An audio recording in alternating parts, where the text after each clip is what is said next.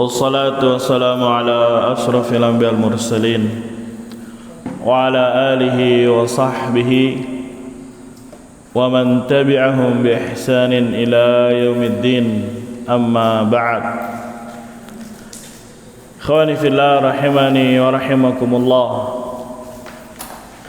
Segala puji hanya milik Allah subhanahu wa ta'ala. Kita memuji Allah subhanahu wa ta'ala, bersyukur kepada Allah subhanahu wa ta'ala karena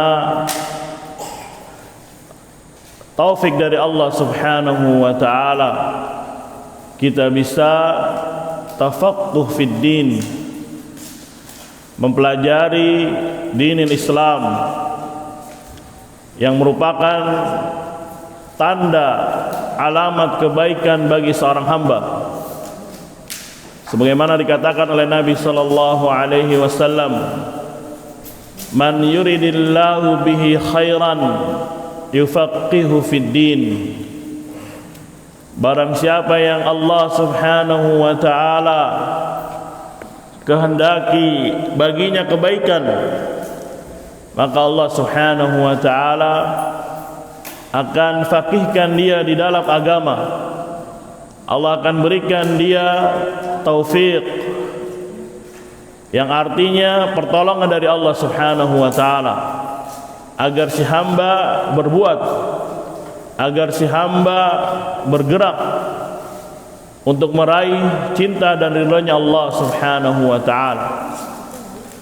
Maka ini nikmat yang besar. Allah subhanahu wa ta'ala berikan kita kesempatan, berikan kita waktu untuk tafaqquh fid din, yang dengannya dia akan memperoleh kebaikan di dunia dan di akhiratnya. Dan yang namanya tafaqquh fid din itu perlu pembantu, perlu ilmu yang berkhidmat sebagai pelayan, sebagai penopang. Maka salah satu ilmu yang bisa membantu hal tersebut, yang kata para ulama disebut dengan ilmul alah, ilmu alatnya. Ada alat yang bisa membantu, dan ini bisa dicerna, bisa dipahami pada semua aspek. Ada orang ingin berkebun, tentunya ingin menghasilkan buah, ingin menghasilkan biji-bijian dan seterusnya. Maka orang yang cerdas, orang yang berakal pasti akan berpikir sejenak, apa yang akan saya gunakan alatnya. Apakah kosongan dia menggaruk tanah dengan tangannya? Bisa enggak? Bisa saja, cuma capek, ya lelah. Mungkin juga hasil yang akan diperoleh tidak maksimal dikarenakan alat yang dia gunakan seadanya. Atau pengen menghasilkan sesuatu yang besar, maka alat yang digunakannya pun harus semakin besar.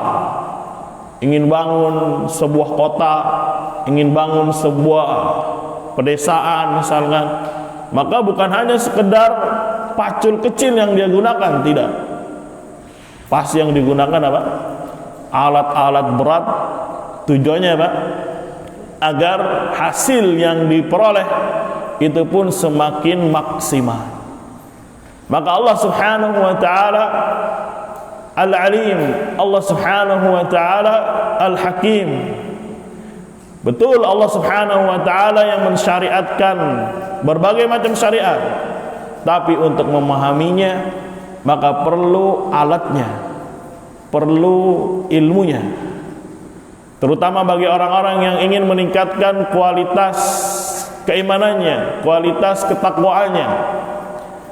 Walaupun dia telah mengetahui perkara yang wajib bagi dia dari ibadah, dari tauhid, tapi sekali lagi seseorang harus naik kadarnya, harus naik grade-nya.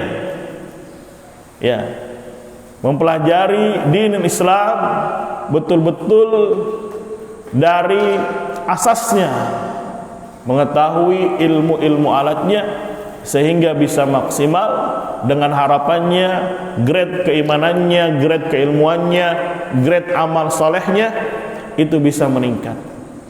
Maka para ulama rahimahumullah, mereka membuat sebuah karangan-karangan guna untuk membantu hal tersebut, guna merealisasikan, ya, memahami Al-Quran, memahami hadis Nabi SAW dengan baik.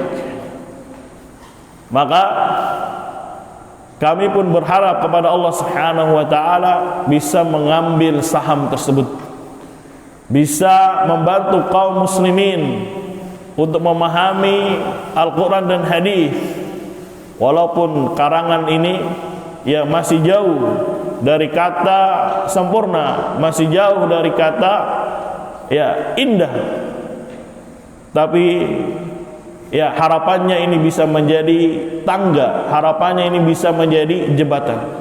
Wa illa banyak karangan para ulama yang menjelaskan hal tersebut. Maka di hadapan kita, ikhwani fillah rahimani rahimakumullah, kita mulai dari tafsir dulu, yang ana beri judul Tafsirul Latif bi amthilati tasrif. Tafsir dari kata basara, artinya melihat. Tapi kalau ikut wazan basara itu bisa diartikan ada yang membantu dia untuk melihat.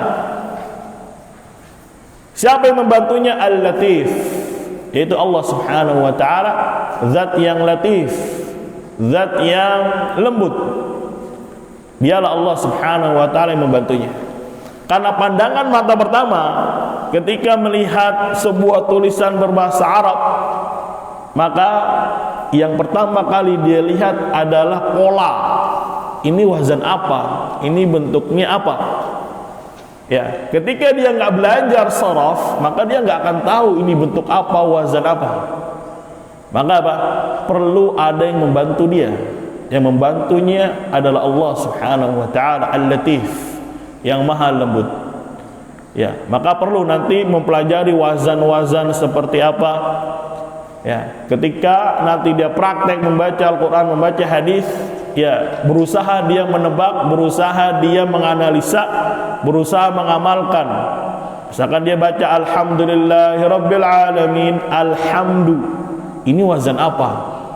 Ya, maka ya jangan sandarkan diri ini kepada jiwa-jiwa kita.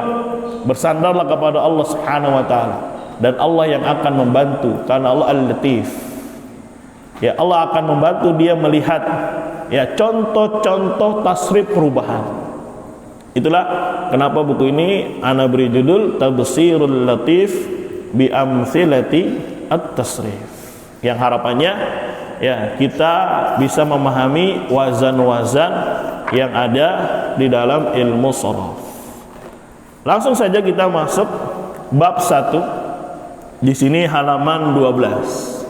Ya, walaupun yang kecil-kecil tetap ya kita berusaha sesederhana mungkin ya supaya bisa dipahami bersama.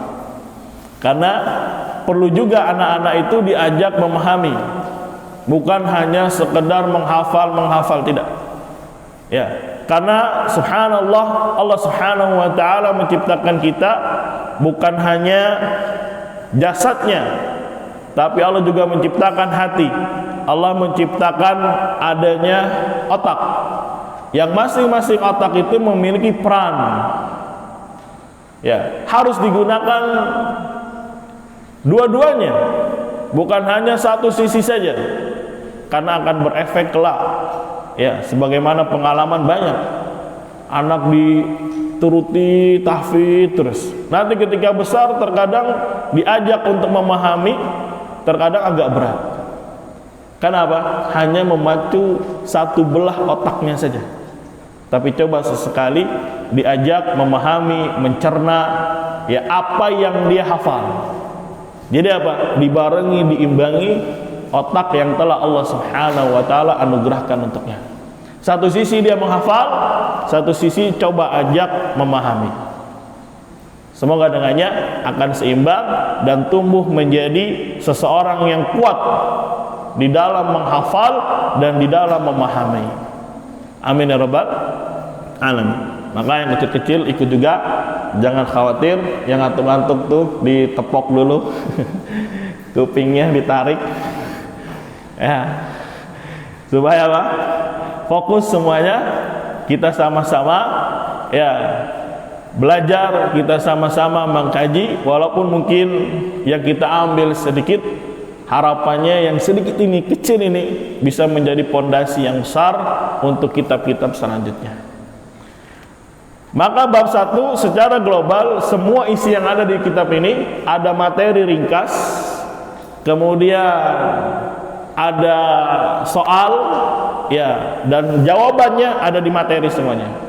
Kemudian ada soal berikutnya di luar materi, tapi ya maksudnya lebih pengembangan yang ada penerapannya baik secara lisan maupun secara tulisan.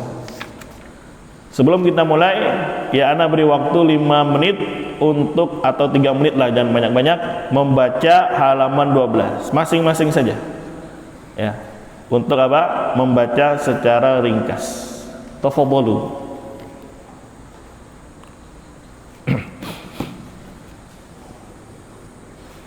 Ya, masing-masing untuk apa? Membaca.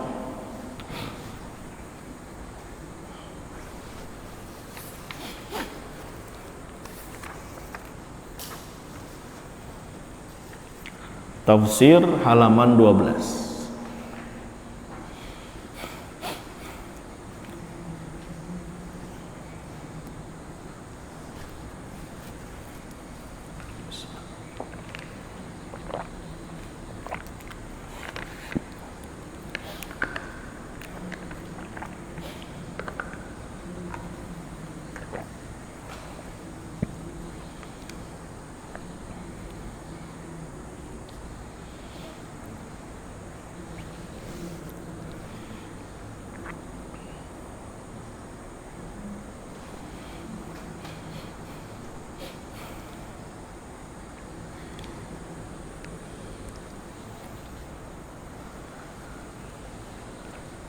Sudah?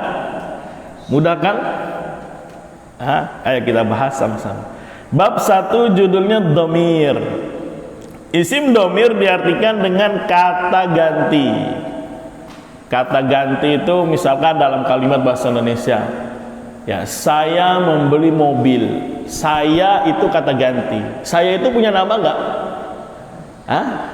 Ya, ini yang kecil siapa namanya? Oh, Rifki.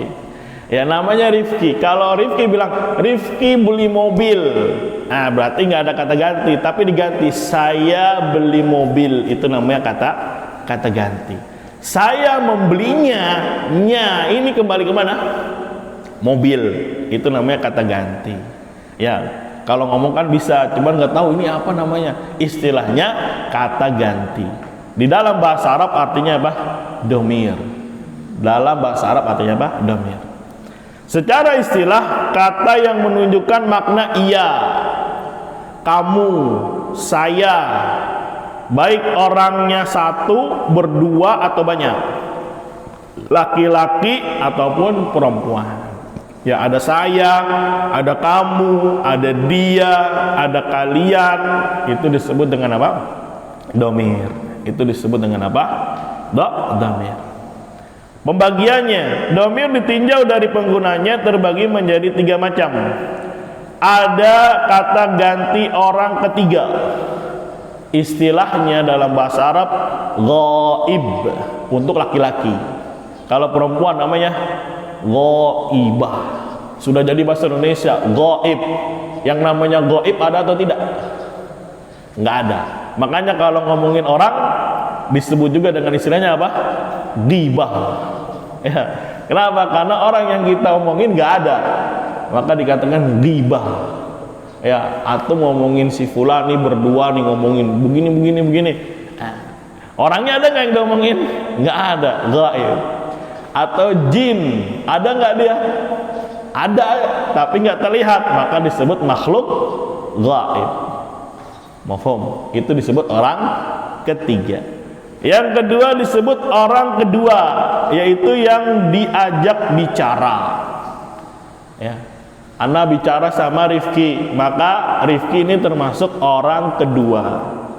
Maka Ana bilangnya, kamu dari mana? Nah, ada kamu dari mana, itu namanya domir. Itu namanya apa? Domir. Istilahnya namanya mukhatab dan apa? Mukhatabah. Kalau mukhatab untuk laki-laki, mukhatabah untuk siapa? Perempuan. Yang ketiga kata ganti orang pertama atau yang berbicara. Saya ngajak bicara Rifki, maka saya disebut mutakallim. Orang apa? Orang pertama. Ikuti semuanya biar gak ngantuk. Huwa huma hum, hiya huma hunna, anta antuma antum, anti antuma antunna, ana nahnu. Ya. Coba siapa yang kecil lagi? Mana yang kecil? Ya, antum. Siapa namanya? Ya. Siapa? Aulia. Coba Aulia, huwa huma hum, diangkat suaranya sampai ana nahnu.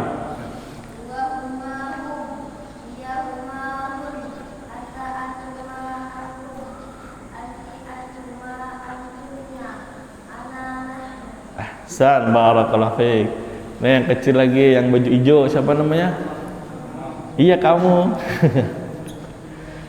Hah? Siapa namanya? Hammam. Ya, fadhal dibaca. Huwa huma hum yang kencang. Ayo kan, meleng kan? Huwa huma hum. Sebelahnya coba yang biru, yang kencang.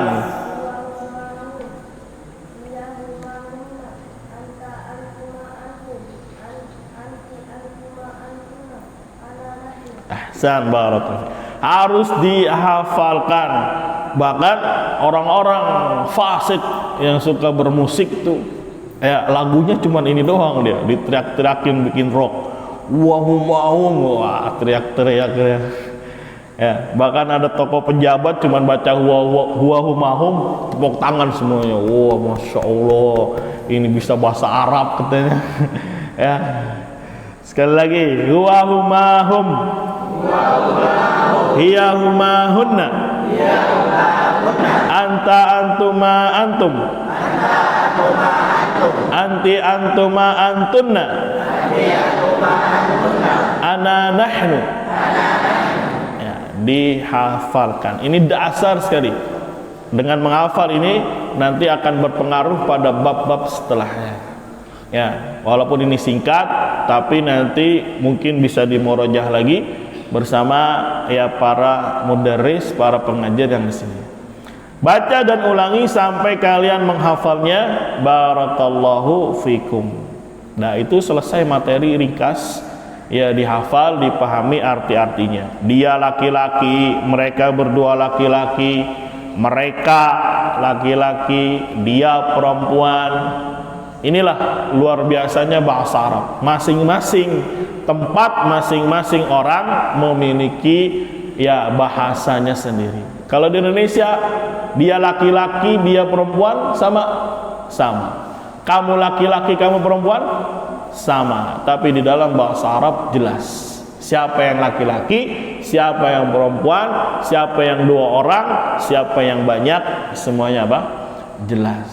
Semuanya apa? Ya, jelas. Dah selesai materinya, latihan. Satu, isim domir diartikan dengan semuanya dengan kata ganti. Domir secara istilah adalah kata yang menunjukkan makna apa saja? Iya, terus kamu, saya, baik seseorang maupun berdua atau banyak, laki-laki ataupun perempuan. Ada jawabannya di materi. Domir ditinjau dari penggunanya terbagi menjadi Tiga. Ahsan. Ada yang ghaib, ada yang mukhatab, ada yang mutakallim. Kata ganti orang pertama disebut dengan istilah mutakallim. Disebut dengan apa? Mutakallim. Diisi, dilengkapi. Kemudian latihan kedua, kerjakan soal di bawah sesuai dengan contoh. Wa anta hillum bihadzal balad. Domirnya apa? Anta. Jenisnya namanya apa? Mukhatab. Mufhum? Artinya apa? Kamu laki-laki. Ini disebut dengan belajar menganalisa. Nanti kalau baca Al-Quran ada domir, wah ini domir apa ini? Jenisnya apa? Artinya apa? Itu namanya menganalisa. Karena ilmu perlu amal. Ya ini yang terkadang afat orang belajar bahasa Arab, terus teori. Ya amalnya kapan? Nanti aja kalau sudah alfiah. Ya, nanti apa? Keder dia nggak bisa. Ya walaupun belajarnya kita kecil, tetap diajarkan menganalisa. Ya sesuai dengan teori, sesuai dengan materi. Jangan lewat-lewat dulu. Jangan tinggi-tinggi dulu, nanti ada insya Allah bagiannya ketika sudah sampai kitab yang lebih tinggi. Ya, sesuai aja apa yang ada di dalam materi, kemudian diajak praktek. Ya, walaupun cuma 10 menit, tapi ada prakteknya. Wala antum abiduna ma'abud. Apa domirnya? Bareng-bareng? Antum. Jenisnya mukhatab. Artinya kalian laki-laki, begitu seterusnya. Soal yang B, kalau yang soal latihan 2A itu berarti berucap. Karena ya Anda biasakan buku ini pertama ada latihan mengucap dan latihan menulis. Bagaimana latihan mengucap? Antum baca ayatnya wa anta hillum bihadzal balad. Latihan menulisnya mana? Tulis An-Naziat ayat 41. Tulis. Nanti domirnya apa? Jenisnya apa? Maknanya apa? Tulis An-Naba ayat 3. Nggak apa-apa tulisannya jelek juga. Kayak apa? Kayak cacing. Yang penting nulis. Nanti lambat laun kalau dia rajin, insya Allah bagus. Insya Allah ta'ala. Ya, mufhum? Begitu, tulis semua Abasa, Al-Ghasyiyah, Al-Kafirun, At-Taubah, Ar-Rahman, Al-Ikhlas, tulis, temukan domirnya. Ya, gampang belajar nahu, belajar sharaf, gampang. Jangan dipersulit. Ya, karena Allah sendiri yang mengatakan walaqad yassarnal Qur'ana lidzikri fahal min muddakir. Kami telah memudahkan Al-Quran untuk pelajaran. Tapi syaratnya kata Allah, siapa yang mau terus-terus mengulang. Ini baru belajar nahu 1 pekan aja udah, waduh susah. Ya, akhirnya istilahnya muntaber katanya, mundur tanpa berita. Ya baru ngulangnya berapa? Baru belajar 1 pekan. Ya, belum kalau udah belajarnya 3 tahun, 4 tahun, 5 tahun. Ya, barangkali di tahun ke-5, di tahun ke-6 dia bisa. Apalagi apa? Anggaplah dia nggak paham, tapi dia tetap belajar di tahun kedua, ketiga, keempat. Ya, ada faedahnya. Apa? Dia isi hari-harinya dengan menuntut ilmu. Itu sudah luar biasa. Sudah apa? Sudah luar biasa. Dan kemudian ada tugas bikin peta konsep di sini. Domir ada 3 apa saja. Nanti dari 3 ini bercabang lagi, ada ghaib dilengkapi, terus domirnya apa saja. Ya, untuk belajar murojaahnya biar enak. Kemudian ada galeri istilah, domir apa artinya, ghaib artinya, ghaibah, mukhatab, mukhatabah, dan mutakallim. Terakhir biasa anak isi dengan kata mutiara baik dalam Al-Quran maupun hadis maupun kalamnya para ulama. Ya, karena kalimat yang baik bernilai sedekah bisa merubah seseorang.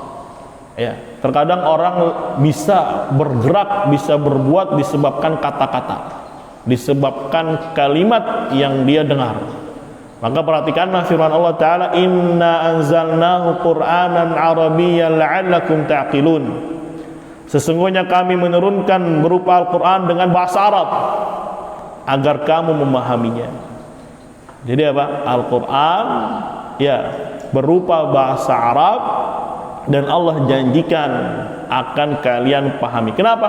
Karena Al-Quran itu rapi, tertata, kosakatanya jelas, untuk siapa, untuk apa, semuanya jelas, sehingga kalian akan betul-betul memahaminya. Ya, mafhum. Maka tidaklah Allah Subhanahu wa taala memilih bahasa Arab untuk Al-Quran supaya apa? Kita bisa memahaminya dengan baik dan benar. Sekali lagi, huwa huma hum, hiya huma hunna, anta antuma antum, anti antuma antunna, ana nahnu. Ya. Mudah? Mudah nggak? Alhamdulillah. Ini baru gigi 1 ya.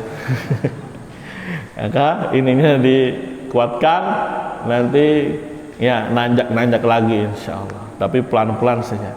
Jangan belajar dibikin takut, jangan belajar dibikin tegang. Waduh, ini materi daurahnya sorop lagi, pasti susah nih. Akhirnya yang datang sedikit lah, khair insyaallah. Semoga Allah Subhanahu wa taala berikan keberkahan. Ya, Allah Subhanahu wa taala hadirkan di bumi apa Palembang ini terkenalnya? Sriwijaya. Ya, bekas Sriwijaya dulunya kan ya, kerajaan Sriwijaya. Ya, semoga akan tumbuh ya generasi muda yang qawi dalam bahasa Arab. Karena bahasa itu identitas. Bahasa itu apa? Identitas sebuah kaum. Kalau memang dia seorang muslim, maka identitasnya salah satunya adalah apa? Bahasa. Karena bahasa adalah syiar. Sebagaimana dikatakan Syekhul Islam, ya al-lisanul arabi, lisan yang berbahasa Arab walaupun pasif. Ya termasuk lisan Arabi. Pasif itu dia kalau baca bisa, baca kitab bisa. Tapi untuk berbicara mungkin sulit. Karena apa? Enggak ada orang Arab di sini. Dikatakan oleh Syekhul Islam, ya min syi'air Islam wa ahliha wa ahlihi, termasuk syiar ya agama Islam dan pemeluknya. Maka dia menjadi identitas. Ya, tidaklah rusak ya agama Islam, salah satu penyebabnya ya dalam masalah bahasa. Ya, bergeser. Syirik. Orang memahaminya sekarang apa? Kata syirik, iri dengki ya. Padahal syirik perkara dahsyat di sisi Allah Subhanahu wa taala, digeser menjadi apa? Iri dengki ya. Dulu pernah ngoreksi anak TK, ada pertanyaan apa arti dari syirik. Dia nulisnya apa? Saya punya 2 roti kata dia. Terus teman saya minta bagi dong 1. Saya bilang aja, syirik aja lu katanya. Ya, ini dari anak kecil aja sudah bergeser bahasa. Ya, maka perlu seseorang untuk mempelajari bahasa agamanya. Mafhum? Banyak bergesernya bahasa. Kata muhrim seharusnya apa? Mahram bergeser. Ya, bahkan orang-orang kufar itu memiliki andil terbesar untuk merusak kaum muslimin melalui bahasa mereka. Diacak-acak ya bahasa mereka, sehingga mereka tidak memiliki power. Lihatlah bagaimana negara-negara maju sejenis Jepang, misalkan Jerman, itu paling anti belajar bahasa Inggris. Dimanapun berada mereka pertahankan bahasa mereka, bahasa Jepangnya, bahasa Jermannya. Ya, maka kita sebagai ya umat Islam harus bangga dengan apa? Bahasa Arabnya. Semoga Allah Subhanahu wa taala berikan kita at-taufiq. Kita masuk taisirnya. Ya, 1 sesi 1 bab. Tapi 1 bab tafsir, 1 bab apa? taisir. Pelan-pelan saja. Sampai panjang kita nih, sampai setengah 12 soalnya. Ya, jadi harus atur ritme ini.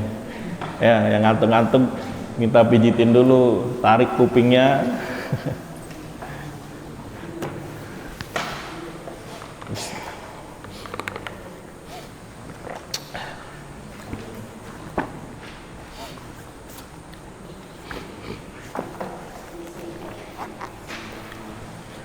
Dah? Buku kedua tentang nahwu ana beri judul Taisirul Qawi fi fahmi fahmin nahwi. Taisir dari kata yusrun, mudah. Tapi kalau taisir ikut wazan apa? Yassara. Artinya apa? Ada yang membantu memberikan kemudahan. Kenapa judul berinya taisir? Karena anggapan orang nahwu itu sulit, susah itu. Ya, kalau betullah itu sulit, itu susah, maka kita perlu pertolongan, perlu bantuan. Gak bisa ngerjain sendiri. Ya, misalkan mau ngeratain ini nih tanah, mau diperluas pondoknya, kalau ngerjainnya sendiri apa? Susah nggak?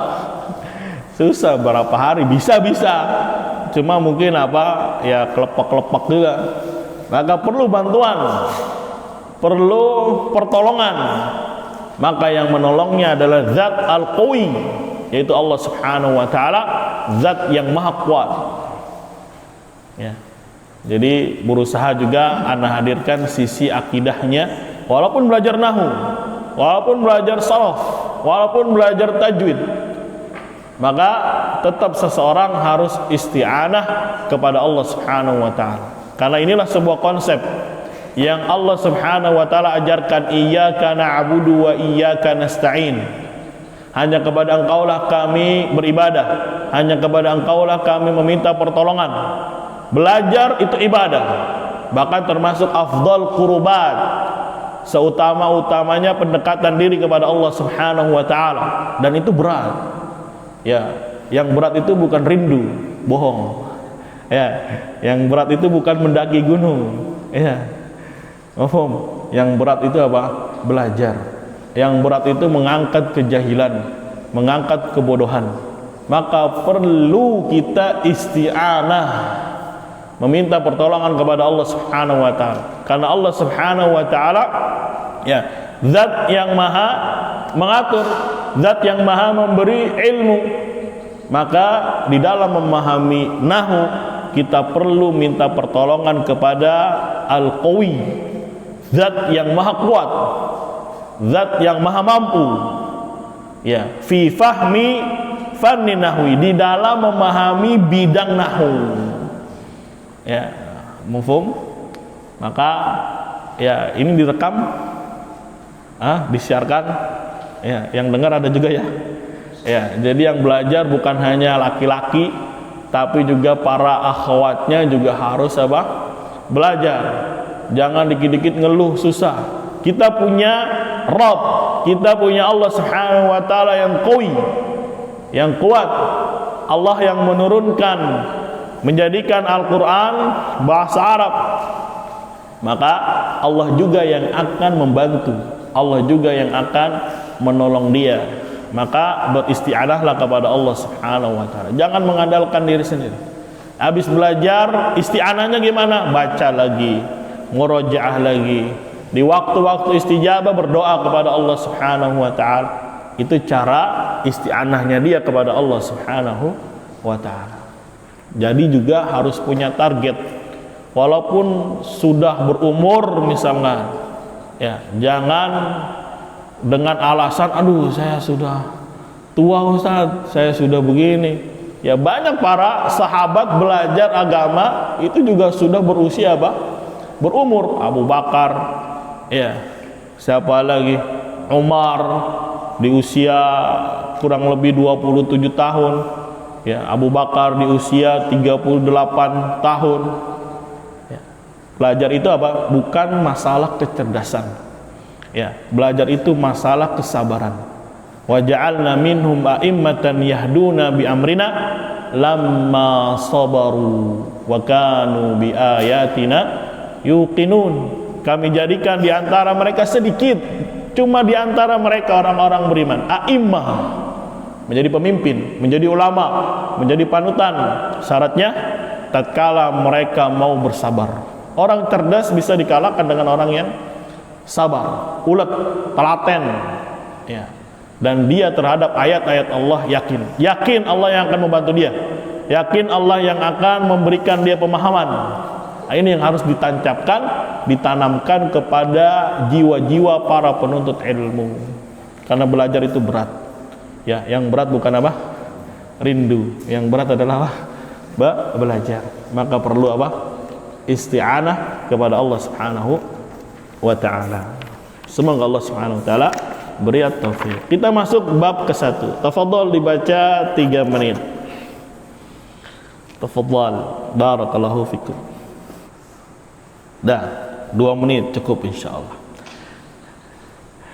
Bab 1, definisi nahwu. Definisi itu pengertian. Apa sih arti, apa sih maksud belajar nahwu itu apa sih? Ya, maksudnya apa nih? Nah, ini kita bahas di sini. Pengertian. Nahwu secara bahasa bisa diartikan arah. Karena nahwu itu banyak arti. Ya, kurang lebih 7. Tapi salah satu artinya adalah arah. Salah satu artinya adalah apa? Arah. Adapun secara istilah adalah salah satu cabang ilmu bahasa Arab yang fokus membahas perubahan kedudukan kata. Perhatikan, perubahan kedudukan kata, baik kata benda maupun kata kerja dalam sebuah kalimat. Perubahan ini ditandai dengan adanya perbedaan harokat akhir dari kata tersebut. Ya, jadi bagaimana cara mengetahui perubahannya? Lihat harokat akhir. Maka nahwu salah satu cabang ilmu bahasa Arab. Ya, di sini ada yang berbahasa Arab ada. Contohnya idza jaa nasrullahi wal fath. Kira-kira ilmu apa saja yang bisa kita petik dari idza jaa nasrullahi wal fath atau bismillahirrahmanirrahim? Itu bahasa Arab. Betul? Ilmu apa saja yang bisa kita pelajari? Satu apa? Ilmu tajwid. Betul? Ya, kalau bacanya nggak belajar baca tajwid, gimana baca bismillahnya? Bismillahirrahmanirrahim ini. Atau ijazah, ya kalau orang Sunda baca ijazah. Atau yang sering ma'ruf itu ketika baca surat Al-Zalzalah, karena nggak belajar tajwid jadi bacanya apa? Ijajul jilatil ardu gitu jadi bacanya.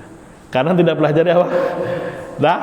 Tajwidnya, makharijul hurufnya semua dibaca ja. Padahal apa? Ya, harus ada yang berbeda antara ja dengan apa? Zai.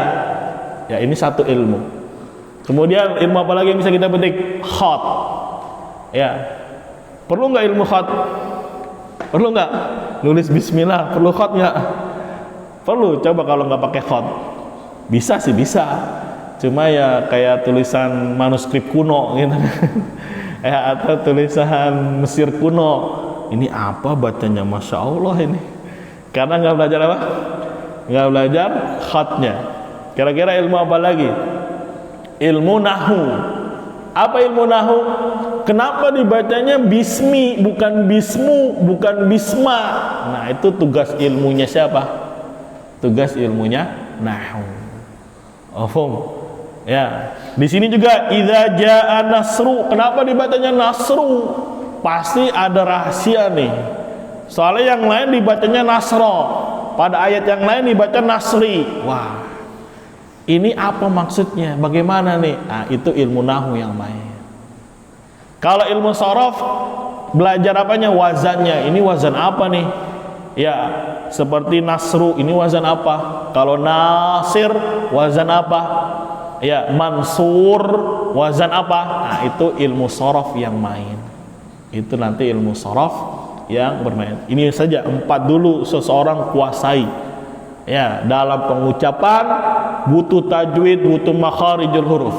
Di dalam menulis dia butuh khat. Di dalam memahami, mencerna dia butuh ilmu nahwu dan ilmu apa? Ilmu sarafnya. Ini cabang ilmu bahasa itu banyak. Nanti ada balaghah, ya, ada bayan, ada arud. Ya, semoga bisa balik lagi. Nanti kita belajar arud insyaallah. Apa arud? Belajar jadi pujangga. Ya, belajar bikin bait syair. Belajar bikin apa? Bait syair. Mudah, ada polanya. Ya, yang sulit bikinnya. Tapi ada polanya gampang. Selama dia paham polanya, insyaallah taala bisa. Sesuai aja bikin sesuai dengan polanya. Oh, jadi nahwu adalah salah satu cabang bahasa Arab. Lah fokusnya dia apa? Membahas perubahan kedudukan kata. Jadi kata ini kayak manusia, punya kedudukan, punya posisi. Sekarang kalau Pak Ustadz, Pak Kiai, kira-kira tandanya apa? Pakai peci, pakai sorban, maka dia kita katakan sebagai apa? Pak Ustadz atau Pak Kiai.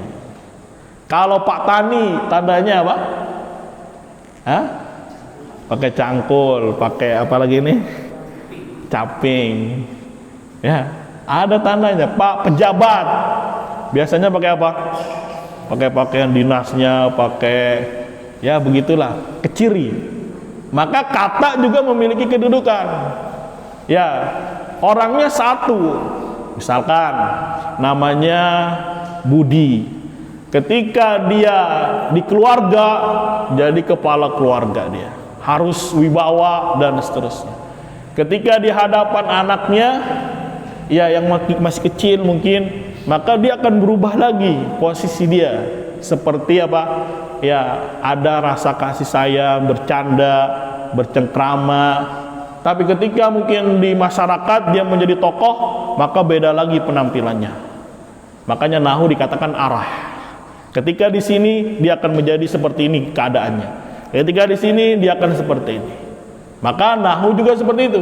Ketika di posisi ini dia jadi pelaku, maka dikasih domah atasnya. Ketika dia pindah posisi ini sebagai objek, maka ganti lagi alatnya. Jangan lagi domah, fathah. Ketika di posisi lain karena kemasukan huruf jer, maka dikasih kasrah. Nah, itu ngebahasnya di ilmu apa? Ilmu nahwu. Dibahas di dalam ilmu apa? Ilmu nahwu. Maka akan tercirikan dengan apa? Harokat belakangnya beda-beda. Harokat belakangnya apa? Beda. Ofom. Ya, kalau sholat, masya Allah rapih pakaiannya dengan gamisnya, dengan pecinya. Ya, kalau main bola, berubah lagi nggak outfitnya? Hah? Berubah lagi misalkan. Atau mau kemana?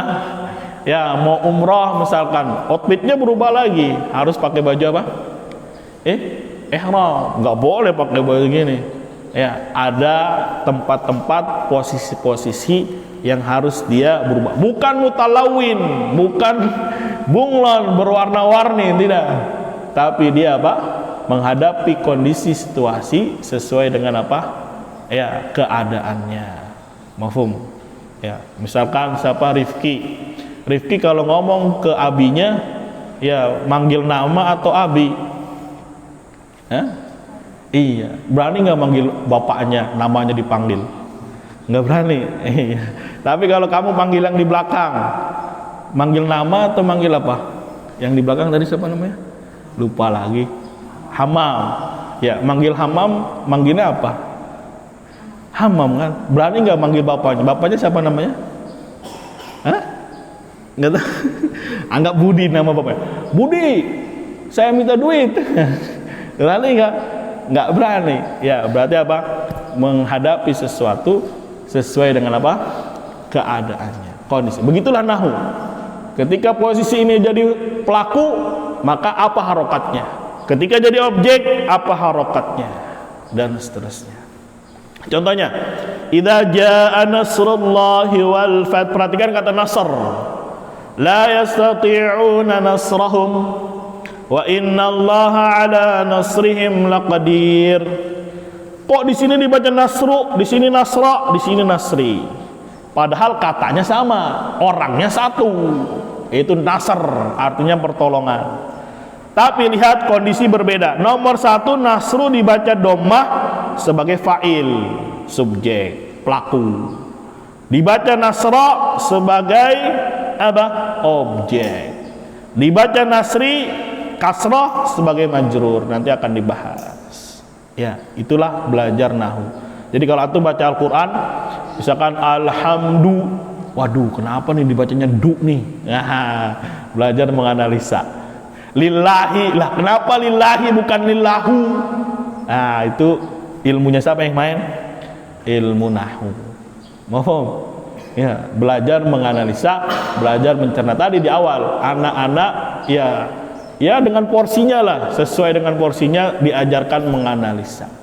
Ya, bukan hanya sekedar menghafal, tapi ada bagian mungkin satu saat, ya sesaat, satu hari mungkin beberapa menit untuk belajar menganalisa. Maka perlu peran orang tua juga, belajar bahasa Arab, kemudian diajarkan ke anaknya. Itu pun termasuk metode yang mujarrab untuk dia paham bahasa Arab. Ya, perlu kembali mengajarkan, perlu kembali mentransfer ilmunya. Insyaallah taala itu termasuk sebab dia bisa paham. Tips belajar ilmu nahwu itu seperti halnya kita belajar SPOK. Pada bahasa Indonesia ada subjek, predikat, objek, keterangan waktu, tempat dan yang lainnya. Itu namanya belajar SPOK. Ya semoga yang kecil-kecil ini ngerti nih SPOK apa nih. Kalau yang bapak-bapaknya insyaallah pernah lah ya, sudah makan garam, sudah makan bangku sekolah kan. Ya, SPOK itu apa? Perbedaan dengan ilmu saraf. Jika ilmu nahwu membahas perubahan kedudukan kata, maka lain halnya dengan ilmu saraf. Saraf adalah cabang ilmu bahasa Arab yang fokus membahas perubahan makna kata. Nah, jadi ada dua, kedudukan dan makna. Bisa dipahami, kedudukan dan makna. Kata benda dan kata kerja. Perubahan ini dipengaruhi oleh perbedaan bentuk wazan atau pola dari setiap kata. Contohnya, kalau nasrun artinya apa? Pertolongan. Kalau mansur, ditolong. Kalau yunsor, sedang atau akan ditolong. Nasir, penolong. Nusira, telah ditolong. Unsur, tolonglah. Semuanya sama, nun, sod, dan ra. Tapi ketika wazan berbeda, arti berbeda. Misalkan dalam bahasa Indonesia ada kata makan, bisa apa aja perubahannya? Makan, pemakan, makanan, apa lagi? Dimakan, ya apa lagi? Hah? Makanan, hah? Makanlah, perintah, ya itu sorof yang main. Maka perlu belajar wazan. Perlu belajar apa? Wazan. Sebetulnya bahasa Indonesia juga ada, cuma sekarang beratnya itu kita pengen menggabungkan antara bahasa Indonesia dengan bahasa Arab, mengkiaskan Indonesia dan bahasa Arab. Ya, walaupun anak kecil nggak belajar bahasa Indonesia, dia tahu antara makan, dimakan, memakan, pemakan, tahu. Pukul, memukul, dipukul, pemukul, ya tahu anak kecil sebetulnya. Ya. Pukullah gitu, atau kalau bahasa sini masih apa? Pukulin gitu. Ya. Cuma ya mungkin kita baru ngeh ternyata ada ilmunya. Ya, inilah jasanya para ulama yang bikin awal-awal ini luar biasa. Ya, insya Allah mengalir terus untuk apa? Untuk mereka pahalanya. Dalam penerapan membaca kitab bahasa Arab, maka dua ilmu ini memiliki peranan yang sangat penting. Untuk membaca harokat huruf pertama sampai sebelum akhir dibutuhkan ilmu sorof. Sedangkan untuk membaca harokat huruf terakhir dibutuhkan ilmu nahu. Misalkan alhamdu, kalau nahu itu mainnya di belakang saja. Du, jadi itu nahu yang main. Karena tadi arah, mengarahkan. Kalau sorof mainnya dari awal sampai akhir. Contohnya kalau gundul semuanya, antum bacanya apa? Alham, alhami, alhumu, alhama. Banyak kemungkinan nggak? Banyak. Kalau nggak ada ilmu sorofnya nggak bisa baca. Terserah saya aja bacanya, mau alhama kek, mau alhamu kek, mau alhimu, alhimi, terserah saya. Nah, itulah jahil namanya. Tapi kalau orang punya ilmunya, dia akan menghukumi sesuai dengan ilmu. Walaupun gundul semuanya, tapi dia bisa menganalisa. Oh, ini wazan ini. Kalau wazan ini dibacanya alham, begitu. Karena ikut wazan fa'lan dan seterusnya. Bisa dipahami? Jadi dua ilmu ini berperan penting. Dua ilmu ini apa? Berperan penting. Nahu di mana fokusnya? Di belakang. Ya, si sorof fokusnya di mana? Di depan sampai belakang. Kira-kira banyakan mana antara jatahnya nahu dengan jatahnya sorof? Sorof cuma dapat satu huruf, nahu cuma satu huruf. Kalau sorof banyak jatahnya dia. Tapi terkadang orang menyepelekan. Padahal sorof itu pandangan pertama loh. Dari awal sampai sebelum akhir, ini bacanya apa? Nahu mah ngikutin aja, kalau sudah tahu artinya, nahu ngikutin nanti. Apakah dibaca du, da, ataupun di. Gitu. Jadi jangan sepelekan ilmu sorof. Dah, walhamdulillah selesai materinya. Perhatikan latihan 1. Ya, ikuti atau jawab sama-sama. Nahu secara bahasa bisa diartikan arah. Nomor 7. Faja'alahum ka'asfim ma'kul. Untuk membaca huruf yang bergaris bawah dibutuhkan ilmu apa? Nahu. Karena nahu mainnya di belakang saja. Ya. Ayat nomor 8, faja'alahum ka'asfim ma'kul. Ma'ku. Ilmu apa yang main? Ilmu sorof. Kalau nggak punya ilmu sorof, antum bacanya kayaknya ma'aku ini. Enggak, ini mi aku ini. Ini namanya tebak-tebakan. Sama kayak orang jahil kan, ini kayaknya hukumnya wajib dah. Enggak, ini mah kali mustahab ini. Ya. Enggak menilai, enggak menghukumi sesuatu dengan ilmu. Akhirnya acak-acakan. Akhirnya apa? Acak-acakan. Nasallallahu alaihi wasallam. Latihan kedua, antum tulis Al-Ankabut ayat 62, Zariyat 58, An-Naml 30. Nanti ada satu kata sama tapi harokat belakangnya beda-beda. Temukan dia. Ya, belajar menulis, belajar menganalisa. Ya, tulis surat Shofat, Hujurat, Toha. Nanti akan ada satu kata yang sama tapi harokat belakangnya beda. Temukan dia. Apa dia? Ya. Nah, ini mah nggak bisa sehari ini belajarnya nih. Ya, nanti yang sudah bisa ngajar mungkin bisa diajarkan bukunya. Yang nggak lain kayak contoh tugas. Alaihissallahu bi ahkamil hakimin. Alam ya'lam bi anna Allah yara rasulun minallahi. Ada satu kata yang sama tapi harokatnya berbeda. Allahu, Allaha, Allahi. Ilmu apa yang main? Ilmu nahu.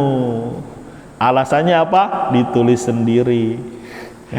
Nasrum minallahi wa fathun qarib fama lahu min quwwatin wala nasir innahu kana mansura. Nasrun, nasir, mansur. Beda-beda tuh polanya. Ilmu apa yang main? Ilmu sorof. Begitu, belajar menganalisa. Sudah selesai, ada galeri istilah. Nahu artinya apa? Sorof artinya apa? Ditutup dengan Al-Quran, Qur'anan Arabiyyan ghaira dhi iwajin la'allahum yattaqun. Quran itu bahasa Arab, tidak ada kebengkokan. Iwaj itu bengkok. Kenapa tidak ada kebengkokan? Karena semuanya jelas, harokatnya jelas, ya, polanya jelas, sehingga tidak ada kebengkokan. Ya, tujuannya apa? Agar kalian bertakwa. Tapi kalau dia yang membuat bengkok-bengkok sendiri, ini alamat dia sengsara, alamat celaka. Sudah jelas dibaca Ar-Rahmanu 'alal 'arsy istawa. Istawa.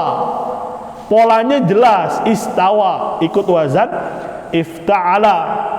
Ya, malah diganti istaula, ditambah huruf di sana.